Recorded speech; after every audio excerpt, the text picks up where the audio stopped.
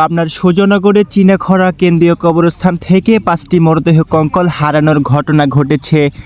এর পূর্বে গত 3 মাস আগে পাবনা আমিনপুর কেন্দ্রীয় কবরস্থান থেকে 17টি মরদেহ কঙ্কাল উধাও হয়। তার 3 মাস পরে আবার একই ঘটনা পাবনা সুজনগর চীনাখরা কেন্দ্রীয় কবরস্থানে গত 8 জুন শনিবার রাতে এই ঘটনা ঘটে। রাতে কঙ্কাল উধাও হলেও সকালে কবরস্থান পরিষ্কার কাজে দায়িত্ব থাকা ব্যক্তি কবরস্থান পরিষ্কার করতে গিয়ে দুর্গন্ধ দেখে বিষয়টি বুঝতে পারে। পরে কবরস্থান পরিষ্কার কাজে দায়িত্ব থাকা ব্যক্তি এলাকাবাসীকে জানান।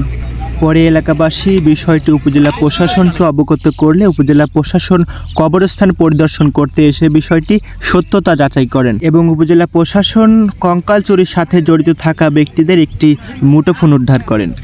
এর পূর্বে পাবনা আমিনপুর কেন্দ্রীয় কবরস্থান থেকে 17টি মরদেহ কঙ্কাল উধাও হয়। তার কোনো সমাধান খুঁজে পাননি উপজেলা প্রশাসন। তার কিছুদিন যেতে না যেতেই আবার পাবনা সুজনগর চীনাখরা কেন্দ্রীয় কবরস্থান থেকে 5টি মরদেহ কঙ্কাল উধাও হয়। কবরস্থান পরিষ্কার কাজে দায়িত্ব থাকা ব্যক্তি বলেন, আমি যখন সকালে কবরস্থানে প্রবেশ করছিলাম একটু একটু দুর্গন্ধ বের হচ্ছিল। ভেবেছিলাম হয়তোবা শিয়াল কোনো কবর থেকে মাটি সরিয়েছে। তারপর আমি কবরের পাশে গিয়ে দেখি 2-1টি ফালটা সরিয়ে কেউ একজন কবরের মধ্যে প্রবেশ করেছে এবং কিছুক্ষণ পর লক্ষ্য করি যে সাদা কাফনের কাপড়টিও নেই। তারপরে বুঝতে পারি যে কবরস্থান থেকে হয়তোবা কেউ কঙ্কাল চুরি করেছে। তারপরে আমরা একাধিক কবর দেখলে 5টি কবর থেকেই মরদেহ কঙ্কাল উধাও হয়েছে বলে বিষয়টি বুঝতে পারি। পরে বিষয়টি আমি এলাকাবাসীকে জানালে এলাকাবাসী উপজেলা প্রশাসনকে বিষয়টি অবগত করেন এবং তারা এসে তার সত্যতা যাচাই করেন।